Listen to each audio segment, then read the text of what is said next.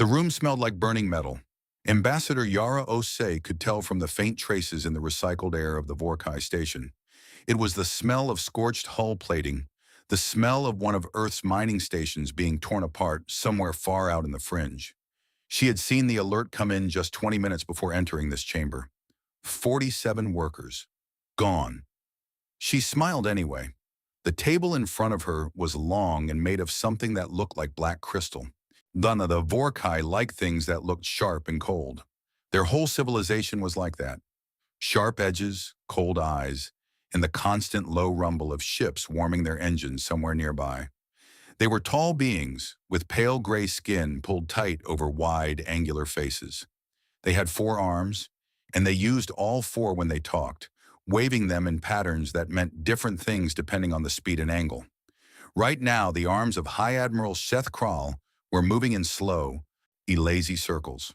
That meant amusement. He was amused. Yara placed the data tablet on the table and slid it forward. On it was a new trade agreement, generous terms, access to 3 new Earth shipping lanes, reduced tariffs on Vorkai minerals. She had spent 2 weeks writing it. It was, by any measure, a very good deal for the Vorkai. Ambassador Osei, the translator beat in her ear, rendered Seth Kral's voice into smooth, flat words. You have come here again. With another gift. With a proposal, she said pleasantly. We believe mutual trade benefits both our peoples. His forearms spread wide and then folded back in. Laughter, or something close to it. Your station at coordinates 7 Gamma 9 is no longer operational, he said, like he was commenting on the weather. I assume you received word before entering this room. I did, Yara said. Her voice did not change. Her face did not change.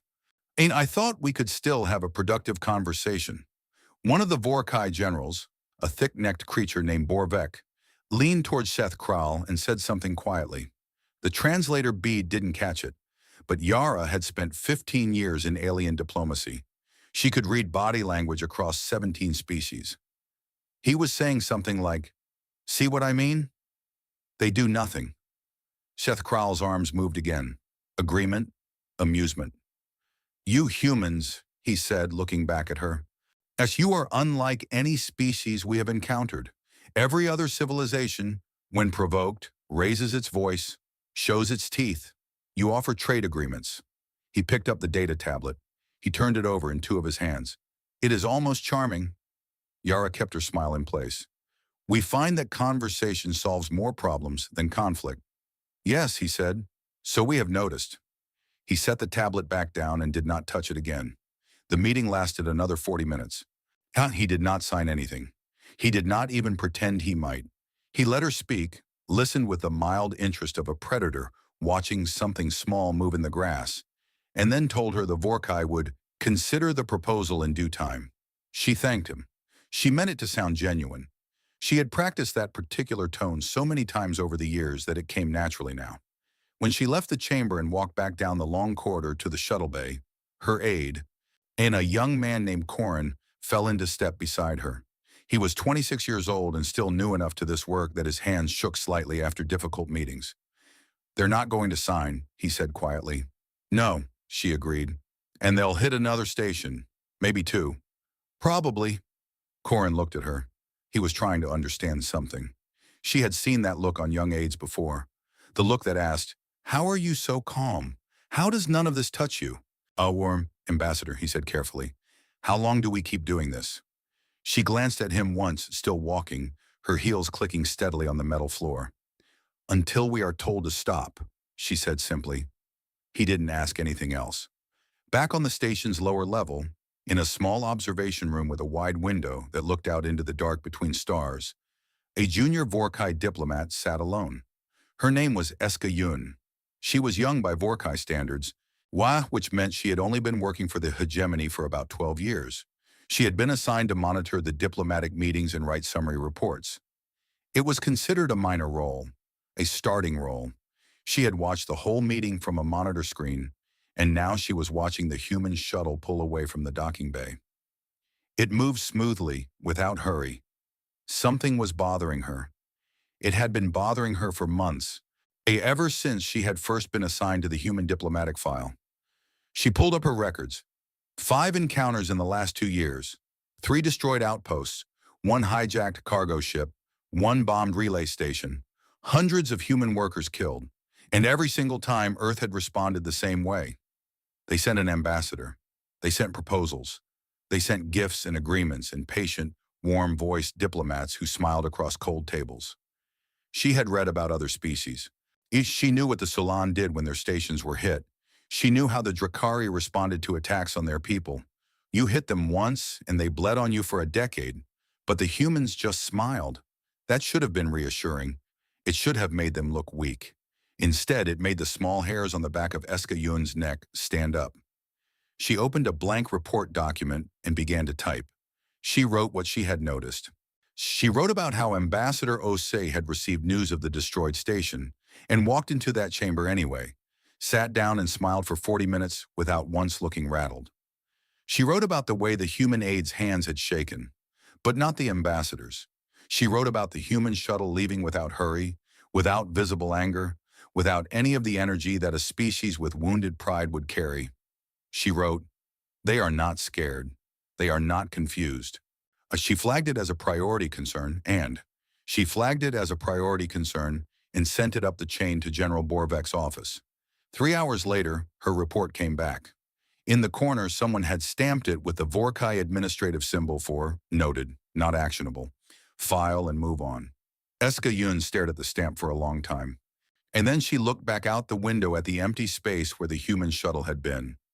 They are not scared, she thought again, and that should scare us. Outside, the stars were cold and quiet. Somewhere in the dark, another Vorkai fleet was already moving toward the next human outpost on the list. The admirals were confident. They had numbers, range, and firepower. They had been pushing the humans for 2 years and received nothing in return but paperwork and pleasant voices.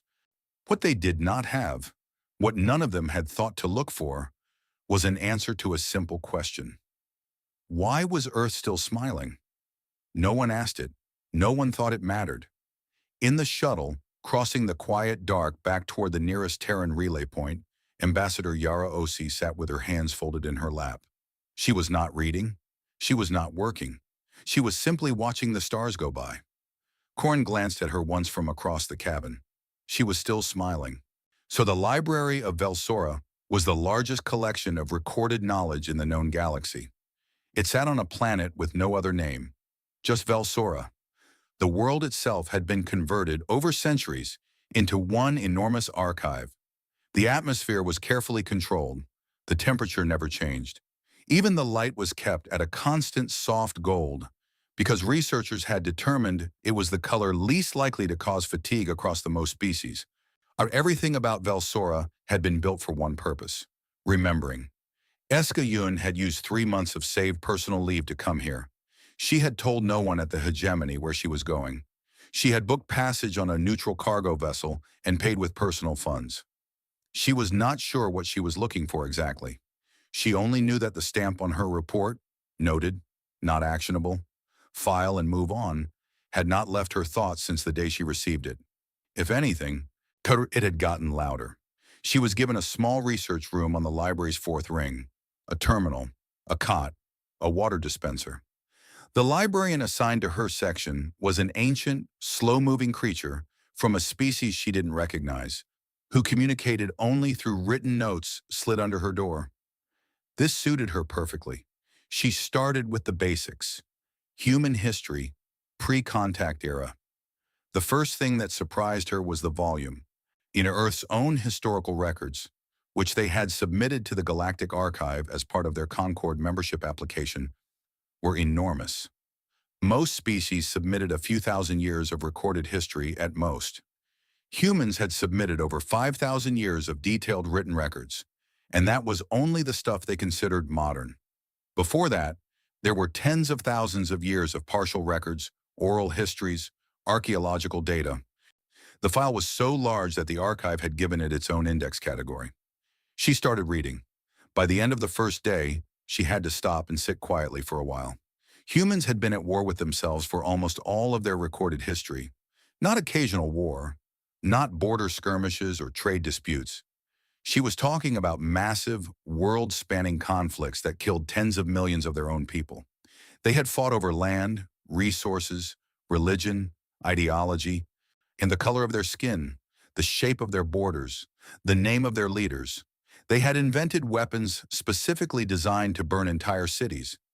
They had created diseases and used them on each other. They had split the very atom and turned it into a tool for destruction, and they had done it while another part of their civilization was writing poetry and painting pictures of flowers. Eska Yun read the entry about something called the Second World War 3 times. Then she read about something called the Mongol conquests, then about the 30 Years' War, then the Napoleonic Wars, then about a place called Hiroshima.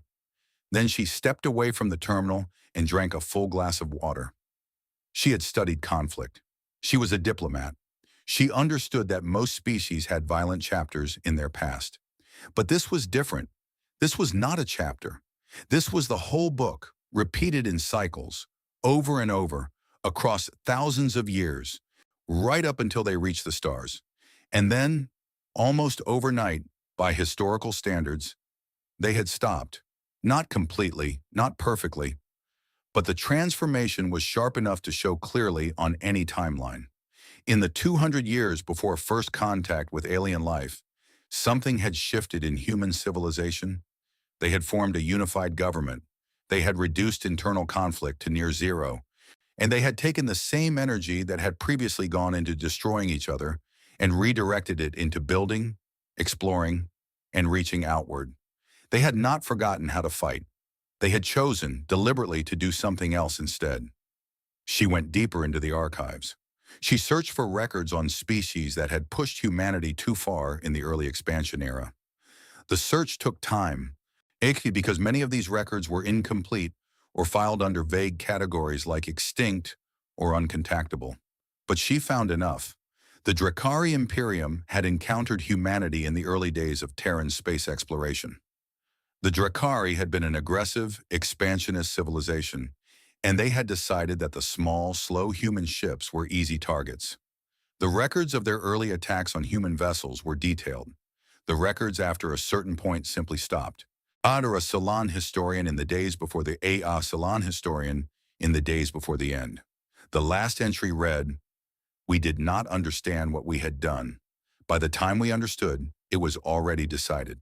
The Pale Armada, a loose coalition of 3 smaller species who had banded together to raid human shipping routes, had lasted 8 months after humanity formally declared them a hostile force. 8 months. Then there was nothing. In every case, the galactic records describe the lead-up in detail, the provocations, the attacks, the patient, diplomatic human responses, the continued provocations, the continued diplomatic responses, and then at some point, only a line that no one had seen until they crossed it. After that, silence. She searched for any official Terran statement about these conflicts. She found almost nothing. Humans did not talk about these events publicly. The few references she found were internal military documents that had been partially declassified. They were written in plain language. They contained no celebration, no pride, no monuments to victory.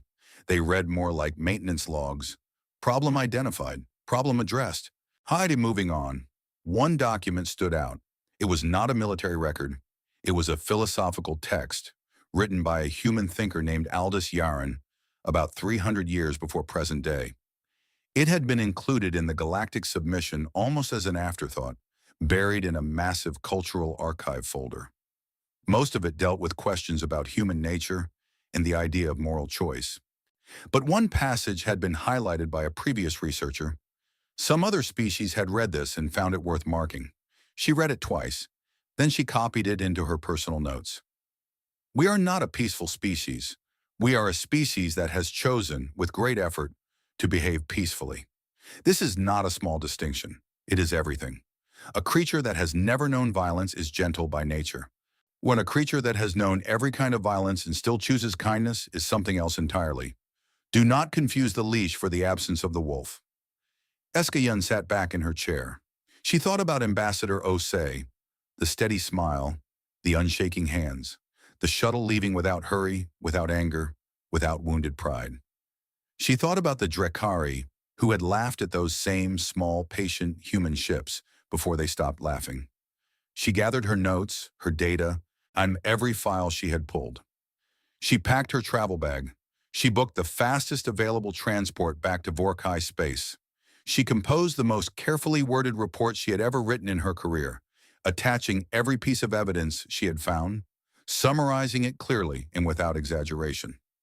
She sent it directly to High Admiral Seth Krall's personal communications channel, bypassing the standard report system entirely. She flagged it as urgent. She labeled it in the largest, in clearest type she could use. Read this before the next attack. She landed back on the Vorkai command station 6 days later. Seth Krall's office replied to her message on the 8th day.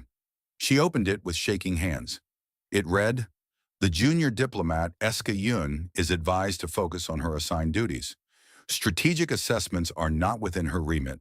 The hegemony thanks her for her enthusiasm." Below the text, there was a new stamp, different from the last one. Or this one was used for reports that were considered not just unactionable, but mildly embarrassing to have filed. She stared at it for a long time. Then she went to her small window and looked out at the fleet. Dozens of Vorkai warships, sleek and powerful, their engines running, their crews confident and well-trained. They don't know, she thought. They genuinely don't know. She pressed her hand flat against the cold glass. And no one will let me tell them. The attack came on a Tuesday morning, off Earth Standard Time. 3 Vorkai fleets moved at the same moment, hitting 3 separate Terran colony worlds simultaneously. It was clearly planned. The timing was too precise to be anything else. Someone in the Vorkai command structure had decided that the way to finally break Earth's patience was to do enough damage at once that no amount of diplomacy could paper over it. The colony of Marin's Rest was struck first. Population, 12,000. Had the Vorkai orbital bombardment lasted 9 minutes. After 9 minutes, there was no more Marin's Rest. The second colony, a farming world called Duha's Landing, was boarded. The Vorkai troops did not want the people. They wanted the equipment, the resources, the infrastructure. They took what they wanted and burned the rest. Casualties, 22,000. The third hit was on a place called New Carthage. It was larger than the other two. It had orbital defenses, small ones, designed to handle pirates, not a full Vorkai fleet. The defenses lasted about 4 minutes. Then the city centers were hit. 6,000 dead in the first hour. The total count would climb over the following days. 40,000 human beings gone in a single morning. The Vorkai commanders sent a broadcast shortly after. It was addressed to the United Terran Council. It was almost insultingly calm. It said that the hegemony considered these systems to now be within their territory. It said that any human vessels found in these systems would be treated as hostile. It ended by suggesting that Earth, quote, consider whether further resistance served any practical purpose. In the Concord's public monitoring feeds, reaction came in quickly from dozens of species. Most of it was cautious. Some expressed sympathy. A few quietly sided with the Vorkai, or at least said nothing against them. The general mood across the galaxy, if you had to describe it in a word, was curious. Not just the Vorkai hegemony, the entire Galactic Concord. Not just the Vorkai hegemony, the entire Concord, all 47 member civilizations, on the record, on every public channel available. She requested it within 6 hours of the attacks. The session was granted within 12. When the day came, the chamber at Concord Central was full. It was always full for historic sessions. Representatives from across the galaxy filled the curved tiers of seating that rose up around the central floor. Camera drones hovered at the edges. The event was being broadcast on every available frequency. Species who had no strong opinion about humans at all had tuned in simply because something about the situation felt significant. The kind of significant you didn't want to miss. Yara Osei walked onto the central floor alone. She was wearing her full ambassador's robes, dark blue with a golden collar that indicated senior diplomatic rank. Her hair was neat. Her posture was straight. She looked exactly as she always looked. Composed, prepared, professional. She was carrying one thing, a small data chip between 2 fingers. She walked to the center of the floor, placed the chip on the submission platform, and turned to face the gathered representatives. Her eyes moved across the room once, slowly. without hurry. And then she folded her hands in front of her and began to speak. Her voice was the same voice it had always been. Warm, clear, even. She spoke for approximately 4 minutes. She did not raise her voice once.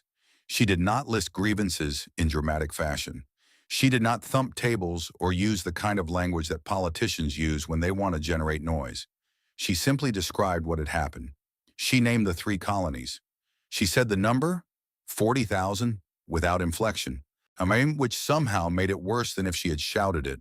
She noted that over the past 2 years, Earth had responded to every provocation with diplomacy, had offered 14 separate agreements, had sent 22 formal communications, seeking a path to resolution, and had received in return continued escalation. Then she stopped talking. She looked at the chip on the platform. That chip contains a single document, she said. It is called Terran Directive Zero. It is the last formal communication Earth will transmit under the current diplomatic framework. She paused. I will read it to you. The chamber was perfectly quiet. No one shifted. No camera drone moved. She picked up the chip, turned it once in her fingers, and read from the text on her small display. To the Galactic Concord and to the Vorkai hegemony specifically. The United Terran Council wishes to acknowledge with gratitude the years of exchange, cooperation, and mutual discovery that have defined our participation in the Concord. We have valued this era of cordiality. We believe in conversation. We believe in patience. We believe in the possibility of peace between different peoples, and we have worked toward that possibility with sincerity. We are formally notifying you that this era has ended. The Vorkai hegemony has, on this date, killed 40,000 civilians across 3 Terran worlds. This follows 2 years of continuous escalation, during which Earth extended every reasonable offer of resolution. Those offers were not taken. They were treated as evidence of weakness. We understand why. We do not hold it against you. What follows is not a threat. It is a notification. Earth is transitioning from a diplomatic posture to a wartime posture, effective immediately. We will not be sending further ambassadors. We will not be submitting further proposals. We are done asking. We want to be honest with you, Sona, because we have always believed in honesty. What comes next is not our preference. It is our nature. We have spent centuries learning to manage that nature. We are good at it. We chose to be good at it. But it has limits, and you have found them. We are sorry for what you are about to learn about us. United Terran Council. Terran Directive. Zero Yara Osei lowered the display. She set her ambassador's seal, the gold disc that represented her official status, on the platform beside the chip. She did not slam it down. She placed it gently, with care, like someone setting down something they had carried for a long time and would not be picking up again. Then she clasped her hands behind her back. She turned and walked toward the exit. She did not look back at Seth Kral, who sat in the Vorkai section with his forearms completely still, which was something no one in the chamber had ever seen before. She did not look at the other representatives, some of whom were already murmuring to their aides. She did not look at the camera drones. She walked at the same steady pace she always walked, heels clicking on the floor, back straight. The doors opened for her, the doors closed behind her, and the chamber stayed silent for a long, long moment. In the Vorkai section, General Borvek leaned slowly toward the High Admiral and said something very quiet. The translator beads of nearby representatives caught only part of it. Something like, should we respond? Should we send something? Seth Kral did not answer immediately. His forearms, still motionless, finally moved, slowly, in a pattern that no one present could immediately read. A junior Vorkai aide who later wrote a memoir about the day described it as a pattern she had only ever seen once before, when the High Admiral had received news that his home city had been destroyed in a territorial conflict 20 years earlier. It was the pattern for, I think we have made a mistake. In the gallery, one figure was not murmuring to an aide. One figure was not consulting a screen or sending a message or leaning over to a colleague. Eska Yun sat completely still in her seat, high up in the Vorkai delegation section. Her eyes were fixed on the door that Yara Osei had walked through. Her 4 hands were pressed flat against her knees. Her face was wet. She was not sure when she had started crying. She only knew that she was, and that she could not stop, and that somewhere in the back of her mind, beneath the grief and the fear, was a single thought that kept repeating itself like a drum. I tried to tell them. I tried. The first thing the galaxy noticed was that Earth did not wait. There was no build-up period, no declaration period, no window of time during which the Vorkai could send a counter-message or offer a last-minute proposal. Military analysts across the Concord had assumed that even if humans escalated, there would be weeks, maybe months, of positioning and preparation before anything happened. The first Terran fleet crossed into Vorkai-claimed space 18 hours after Yara Osei walked out of the chamber. Not one fleet, 7. And the ones the Vorkai could see were not the whole picture. The problem, as the Vorkai War Council discovered very quickly, it was that they had been watching the wrong things for 2 years. They had tracked Earth's known military assets. They had counted the ships that appeared in public registries. They had monitored the fleet movements that Earth filed under standard Concord transparency agreements. They had done the math, run the projections, and concluded that humanity's military was adequate for defense, but not serious enough for sustained offensive operations. What they had not accounted for was the possibility that the numbers they were seeing were not the real numbers. The colony ships that had been moving through quiet sectors for the past decade were not all colony ships. Some were troop carriers, their hulls built to standard civilian specs on the outside, their interiors rebuilt into barracks, weapon storage, and deployment bays. The research installations that Earth had been quietly placing near the borders of several Concord members were not all research installations. They were forward operating stations, fueled, armed, staffed, and waiting. Earth had not been building up to this. Earth had been ready for this. They had simply chosen every day not to begin it. Now they had begun it. The first engagements were nothing like what the Vorkai commanders had trained for. They had trained for a defensive human force, slow, methodical, focused on protecting fixed positions. What came at them was none of those things. The Terran fleet captains moved fast. They hit and shifted. They did not hold formation the way Vorkai doctrine said an orderly military should. They spread across a wide front and attacked from angles that should have left them vulnerable. And when the Vorkai responded to those angles, the humans were already somewhere else. For Fleet Captain Cormac of the 3rd Hegemony Battle Group sent a transmission to Central Command 20 minutes into his first engagement. The transmission was later recovered from Vorkai records and became one of the most widely shared documents of the war. It read, "They are not retreating. We destroyed 30% of their forward vessels, and they are accelerating toward us. They are accelerating. Why are they accelerating? They are supposed to retreat. Request tactical guidance immediately." No useful guidance came back. The humans did not retreat. Not in that battle. Not in any of the battles that followed. Ships that should have pulled back, by any rational measure of self-preservation, pressed forward. They took hits that crippled them and kept firing. They lost crew members and kept advancing. A Vorkai general who survived the war later said, in a recorded interview, that the thing that broke Vorkai morale was not the human firepower. It was the human momentum. They did not fight like they wanted to win, he said. They fought like they wanted it to be finished. Those are different things. Winning, you can negotiate. Finishing, there is no negotiating with finishing. On Vel Sora, in her small research room in the Galactic Library, Eska Yun was watching the battle reports come in on a public news feed. She had returned to the library after the Concord session. She had not gone back to her post. Oh, she was not sure she still had a post. She had filed too many ignored reports, made too many waves, and she suspected that the Hegemony's administrative division had already flagged her file as problematic. She watched the maps update in real time. She watched Vorkai fleet icons go dark, one after another, across a front that was widening by the hour. She watched Earth's fleets, more than anyone had thought existed, move with a kind of unhurried certainty that reminded her strangely of Ambassador Osei walking out of the chamber. No rushing, no scrambling. Just steady, purposeful movement forward.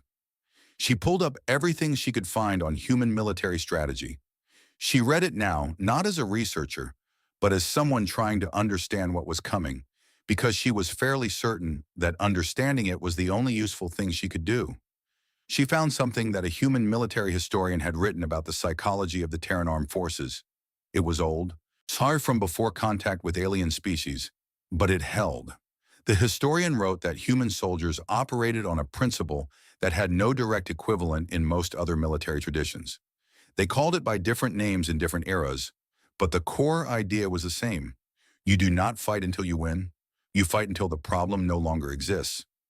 A human military, once fully committed, did not think in terms of acceptable losses, negotiated outcomes, or face-saving retreats. And it thought in terms of completion. Eska Yun read that twice.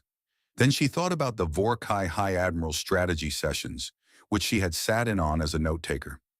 She thought about how much time those sessions spent on questions like, how much can we take before we offer terms? What do we want from the ending? Humans, it seemed, did not plan for endings. They planned for the elimination of the need for an ending. She thought about the Drakari, the Sulan, the Pale Armada. She understood now why the record simply stopped. Across the Concord, other species were moving quickly, not toward the battlefield, away from it. 3 civilizations that had shared a border with Terran space quietly withdrew their patrol fleets from those borders and repositioned them inward. 2 others sent messages to the Terran Council, politely neutral in tone, carefully worded, expressing their continued interest in friendly relations with Earth. A 4th sent an actual gift, a collection of rare astronomical charts, with a note attached that said nothing at all about the war and spent a great deal of words describing the sender's deep admiration for human scientific achievements. No one said out loud what all of it meant. No one needed to. The Vorkai, meanwhile, were losing. Not slowly, not in a way that could be framed as a difficult engagement. They were losing front after front. They had numbers. They had good ships. They had experienced commanders. None of it was the right tool for this. They had prepared for a kind of war that humans were not fighting. They kept waiting for the humans to do what every other species did, reach a point of sufficient pain and sue for terms. Instead, every time the Vorkai inflicted damage, the Terran forces seemed to find a higher gear. A Vorkai intelligence officer who had studied Earth before the war later said something that no one disputed. We knew humans had fought a great deal in their history. We knew they had been violent toward each other. What we did not understand was the difference between a civilization that fights when threatened and a civilization that, once it decides to fight, cannot be made to stop by ordinary means. He paused. The Vorkai can be made to stop by ordinary means. We assumed everyone could be. In the command center, deep below Earth's surface, General Amina Sola watched the strategic feeds with steady eyes. She had been in this room for 6 days without more than a few hours of sleep. Around her, dozens of officers managed 100 separate threads of the largest military operation humanity had run since its own internal wars centuries ago. One of her young officers approached and told her that 3 Concord members had sent private inquiries about whether Earth planned to expand the conflict beyond the Vorkai. General Sola sipped her coffee. Tell them no, she said. Tell them this is targeted and proportional. She looked at the feeds again. And tell them it will be over soon. The officer hesitated. How soon? She set down her cup. Soon, she said again, and the way she said it closed the conversation entirely. The Vorkai sent the surrender transmission on a morning that felt, in every way, like any other morning. No ceremony, no dramatic last stand, no final speech from High Admiral Seth Kral about the honor of the hegemony or the glory of resistance. Just a signal, transmitted on an open channel, addressed to the Terran Council, using the standard galactic format for unconditional military surrender. Clean, simple, final. It had been 6 months since the war began. 6 months was not long, by any historical standard. Wars between galactic powers had lasted decades, sometimes centuries. The Concord had conflicts in its records that stretched across generations, with shifting alliances and endless renegotiations. Everyone had assumed that even a human military campaign, however forceful, would take years to resolve. 6 months. The Vorkai homeworld was intact. That surprised many people more than anything else about the ending. Earth's forces had reached it. They had achieved orbital position. They had the firepower to reduce it to rubble, and everyone alive in that period, Every Vorkai civilian huddled in underground shelters, every alien observer watching from a safe distance, had understood that and held their breath. Nothing had happened. The fleet had simply held position, like a hand resting flat on a table, not pressing, not withdrawing, just present and steady, and patient in a way that somehow felt more frightening than an attack would have been. And then the surrender came. The peace session was held at Concord Central, in the same chamber where Yara Osei had read Terran Directive Zero 6 months before. The Vorkai delegation was smaller than usual. Seth Kral was not among them. He had resigned his position 2 weeks after the surrender transmission, which the Vorkai government had processed quietly and without comment. The delegation was led by a senior minister named Veldos, a thin, older figure who moved carefully and spoke quietly and had the look of someone who had been given a very difficult job and was determined to do it with whatever dignity remained. Earth's new ambassador was a man named Darren Cho. He was 34 years old. He had dark eyes, a calm face, and an easy way of settling into a chair that suggested he was never in a hurry. He arrived with 2 aides and no military escort, one which was noticed by everyone present and commented on by almost none of them. He brought a document with him. Not a data chip this time, a physical document printed on actual paper, which was an unusual choice that several cultural observers later noted was probably deliberate. Humans had once signed peace agreements on paper. They were returning to that form for this one. The treaty was 11 pages. Its terms were read aloud by a Concord neutral facilitator. They were fair, not generous, not in the way that a victor heaping rewards on itself would be generous, but reasonable, balanced, and structured to allow the Vorkai to rebuild without being permanently crippled. There were reparations, but they were scaled. There were territorial adjustments, returning the 3 attacked colony worlds and their surrounding systems to Terran jurisdiction, plus a small buffer. There were no clauses designed to humiliate, and the Concord representatives watched all of this with an attention that went beyond professional interest. Several of them had expected punishment, not just correction, punishment, the kind of settlement that said, "Look what we can do to you," the kind that left scars on a civilization for generations. That was what most victors did. That was what most of them would have done. Instead, the Earth had written a document that seemed to have been designed with one question in mind. What does the Vorkai hegemony need to become a stable, non-threatening neighbor? Veldos signed it with a hand that trembled slightly. Darren Cho signed it with a hand that did not. The neutral facilitator witnessed it. The Concord representatives added their acknowledgement seals. It was done in under an hour. When the session formally closed, most of the representatives filed out in the usual clusters of quiet conversation. Darren Cho stood near the central floor, speaking briefly with a few delegates, accepting their formal courtesies with easy warmth. Eska Yun waited until the room was nearly empty. She had attended as a private observer. She held no official position now, having quietly resigned from the hegemony's diplomatic service some weeks earlier. The Concord had given her a temporary visitor's pass based on her history with the human file. She was not sure why she had come. She only knew that she had needed to see the end of this with her own eyes.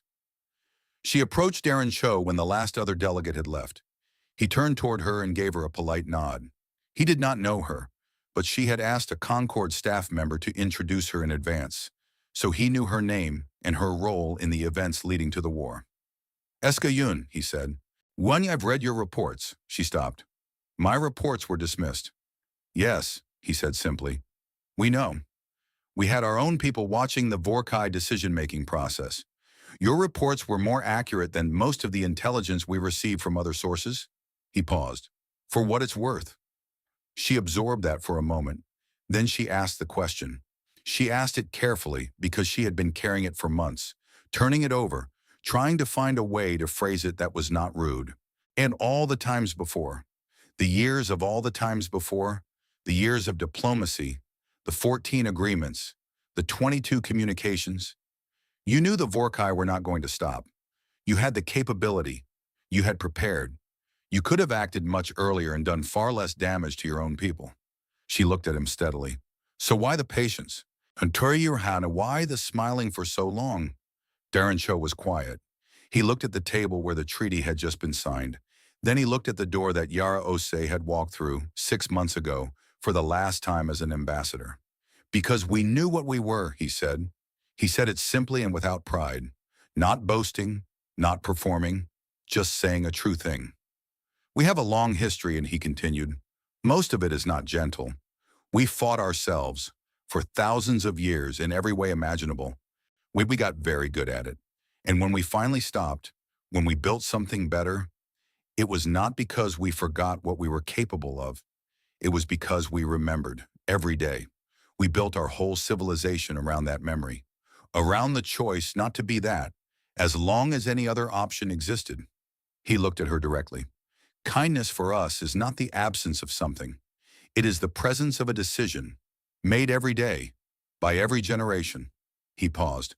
We wanted more than anything it to be something better than what our history said we were. We just needed the galaxy to understand that our patience was real, our diplomacy was real. We genuinely wanted peace. He was quiet for a moment. And when it stopped being possible, we needed everyone to understand that that was your choice, not ours. Eskayun did not say anything for a while. Outside the tall windows of the chamber, through the carefully maintained atmosphere of Concord Central's orbital platform, she could see the edges of the Terran fleet, the ships that had been here for the signing, positioned at a respectful distance. Now they were moving, slowly, in the steady, unhurried way that human ships always seem to move, not rushing, not celebrating, turning one by one and beginning the long journey home. She watched them go. She thought about the library on Velsora and the 5,000 years of human records and the passage she had copied into her notes. Do not confuse the leash for the absence of the wolf. She had read that as a warning once, a threat buried in philosophy.